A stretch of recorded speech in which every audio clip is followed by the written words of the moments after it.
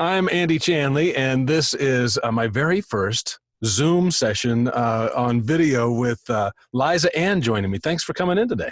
Hi. Well, thank you. Didn't have to go far. Nobody has to go far for anything these days. We're calling this our Here at Home series, HEAR, a nutty radio play on words, where we're all in the same boat. We're all stranded wherever we are, but luckily it's happening in 2020 when we have at least this, and we can get to know some artists. And Liza Anne is there a new album, a full-length LP that's coming out imminently? Yes. And what's it called? Kind of like, hush, hush. But hint, hint, it's called Bad Vacation. Okay, Bad Vacation. So that's the title. That's what it's called. That's the title track, and that song you can find on YouTube. It was just put up here recently. Now, the new single that most of our listeners are familiar with is Desire, which we've been playing for weeks and weeks, and just sounds awesome on the radio. Thanks for that. Thank you so much for playing it. A guy named David from your management company came in to the studio in the before times about I don't know, 4 or 5 months ago, and he said there's this artist that we're this close to signing. We can't wait to sign her. We're trying to work this out. And he played me a song, and I'm like, that's awesome. Let me know when. And so when this song Desire came out, we were all over it. Now this will be your fourth album, right? Fourth full length coming up. Yeah. So, that's the first one. am I right in perceiving a little bit of a shift in your approach from more folky in the beginning to a little bit more alternative now? Yeah, I think you're just experiencing, the growth I'm feeling personally through a sonic space. Because I started writing and recording music when I was I was a kid. I was like 16 to 18 is when I was first starting to release music, and that first record came out when I was like 19. So it feels like each record I'm like getting my footing more.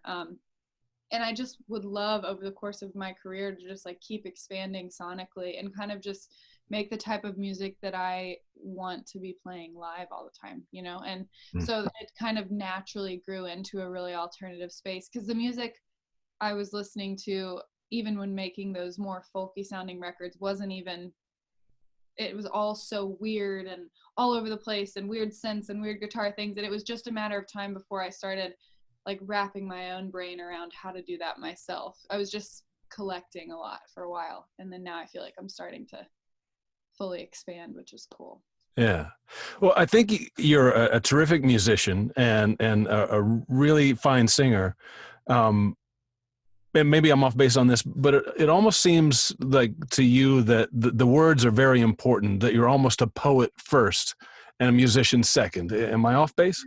No, I feel that's such an honoring way to put it. I would never say that about myself, but I definitely do think like the words it does start with poetry. And then sonically, I just want the music to almost like have conversations and interrupt the words and like have it almost feel like two people moving in and out of conversations. But I normally do start with the poem. So yeah. Yeah. So this is the many folks in Los Angeles first exposure to you, this song that we're playing, Desire, on the radio. Well, you were just here, right? Did you just do a date, or was that blown out? We just did Teragram and also Moroccan Lounge with Lucy Dacus, and then Phoebe Bridgers on that second show. But that was in November. So it was right, like it feels like years ago now. I'm like, when was that? It's crazy. It's funny that you bring her up. You guys are kind of cut from the same cloth. She and you both have that ability to write songs that sound very personal with very small, seemingly insignificant details, and that's where the real stuff is. Those little things that don't seem like big details. When you tell a story with those, it makes it universal.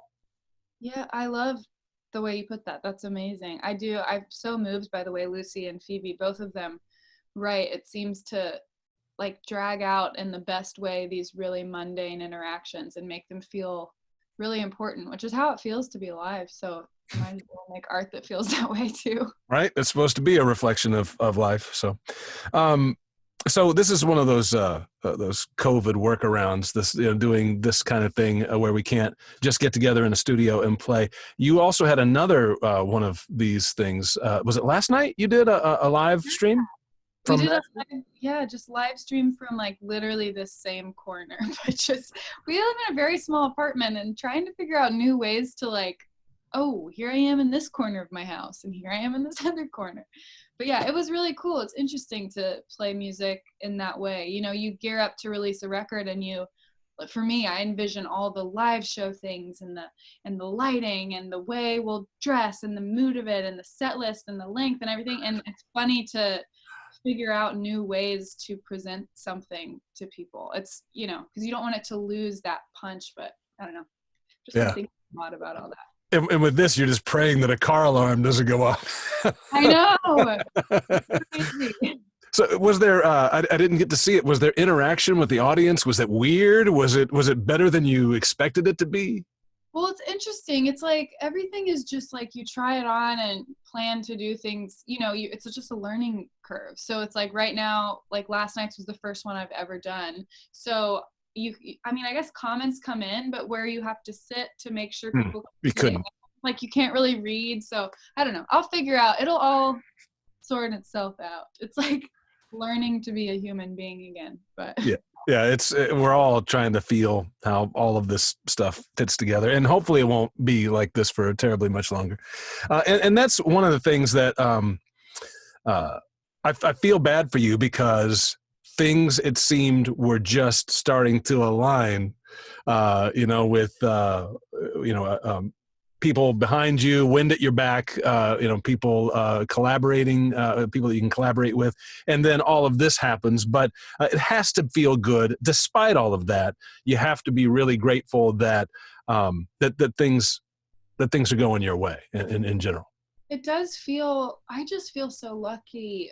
The people I have in my band and on my team and the other artists I've toured with, like, as strange as this all is, this is a creative industry, and it's just another moment to figure out how to be creative. I mean, the music industry as like a business is constantly evolving, and I don't know, this isn't like a great moment for us all, but it is another moment to figure out, like, how do we creatively continue to connect. And like, I just have a really wonderful group of friends who are like making incredible things in this time still. So I'm very inspired and hope that I keep finding new ways to just keep doing what I love. Because what I have realized in this month is like, I truly love my job. Like, I love the worst parts about touring. Like, I like miss like the gross and like the bad chips that I eat right before I walk on stage, and like the weird sparkling water. Like, I just miss all the bad stuff, which maybe is good. Yeah. It'll give me more gratitude next time around.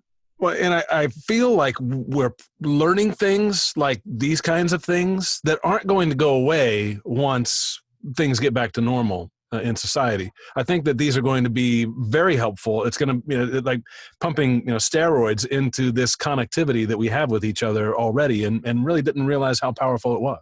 Yeah, it's really beautiful. I've been thinking a lot, especially the longer this goes on. I've just been thinking of, every moment has its purpose and lesson and opportunity for growth inside of it. And I'm really excited for, like, as a music community, how we come out of this, but just as a collective whole in humanity, how we come out of this space, like feeling even more empathy towards each other, even more understanding. Like, when you experience trauma with someone else, you naturally are kind of bonded to them in this way of, oh, I see you, I know you, I understand you. And I feel like we're kind of collectively experiencing this moment of trauma and grief all together. And it's like, how can we not come out even more connected, even more aware of other realities outside of our own? Like, that part feels positive, but it is difficult because it's so unknown. We don't know where things are going.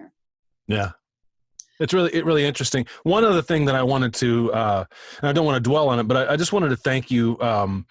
You have been fairly open about struggles with mental health in your life, and that sort of voice is so valuable and so helpful to so many people, and especially at a time like this, because it's ironic. Sometimes, in moments of depression, for example, for me, I've wondered, I'm the only person in the world that feels this way. And ironically, we're in a situation, like you just said, where everybody in the world feels this way. We have an odd, connectedness that we haven't had before. But I just wanted to thank you for that, because I think that now more than ever, people need to know that they don't need to go through life, totally separate and feeling alone. Yeah, well, thank you for saying that. That means a lot. I can only speak to what I've personally experienced, and it's been such a healing thing to, speak up about my own struggles and just have a resounding same here. Like, me too. I've been experiencing that too, that dispels the whole thing of no one knows and I'm alone. It's like, actually, we're all together, and that exists outside of this pandemic too. But yeah. I want to just a couple more questions before I let you go. I always like to ask this question because I think it's a real window into your development as an artist. Tell me about your first guitar. oh, I don't even, I laugh because there's a guitar I'm thinking of and it wasn't my first guitar, but I had this like blue, like zebra inlay acoustic electric thing that I like, the tinniest sound. I mean, like, also I was just learning, so I couldn't hold down the strings very well, so Right. every song I would play would have this like irreverent buzz to it. It's just like, anyway. But I remember learning on my uncle's guitar at camp. He like gave me his guitar when I went off to camp, or maybe it was like my dad's old guitar or something, just like an old Yamaha. But that blue guitar, that guitar and I had some moments together, and that's where you got your calluses. Yes, and I never took guitar lessons really. I just took songwriting at a summer camp I went to. They kind of taught guitar, but the one time I was in an actual guitar class, I was like 10, and the guy was like, "You know what? If you keep playing guitar, you're gonna look like you have man hands, and no one's gonna like that." And I was just like, "What is this?" My 10-year-old self like was just like, "Okay, I guess I like won't do this." Anyway, now I have classes and I love it, so we're good. That's ridiculous. I know. It was a free guitar class at like a Boys and Girls Club, but it was weird. I'm thankful that I had a better experience later on.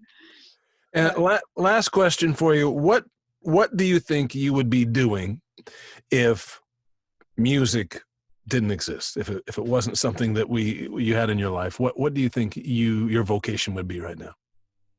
Well, I'm really not sure. I've thought about this a lot, especially in this time, because, I'm still technically doing music, but it's so different. It's like I'm home all the time. I really think it's so weird, but I think I would definitely still be writing poetry, but I think I would just be home, like working at a like small bookstore or a flower shop, gardening. Like, I think there's so much about music that I love, and so much that's just like everything is this performance, which I love. It's like a catharsis thing. But I think if I were to be given another life for a minute, I think I would just want that, like low key gardening, growing veggies, having chickens. I don't know. You have chickens now? No, we have a cat as of 2 days ago. My boyfriend surprised me with a cat for us. So now we have a cat, and we're building a garden. So we don't have chickens yet, but we're working on the garden. Yeah, that's been my excuse so far with my wife. We can't have chickens. We've got cats. Cats do the same thing. Cats lay eggs. Yeah. Cats eat chickens, I think. Thank you so much. This was a pleasure getting to know you. I've really enjoyed it. Thank you. Thanks for everything. Thanks for playing my song. Yes, everybody watching this, please support Liza Anne. Go and buy her music wherever you buy music, on iTunes or where have you. All of her music is available there. You can catch a couple of her videos on YouTube. And is it lizaannemusic.com? Yeah. Is that right? Okay. Yeah. So go check her out there. And then you'll, of course, continue to hear Desire from her on 88.5 FM. Thank you for being here for the Here at Home series. Everybody, Liza Anne on 88.5 FM. Thank you, Andy. Take care. See ya.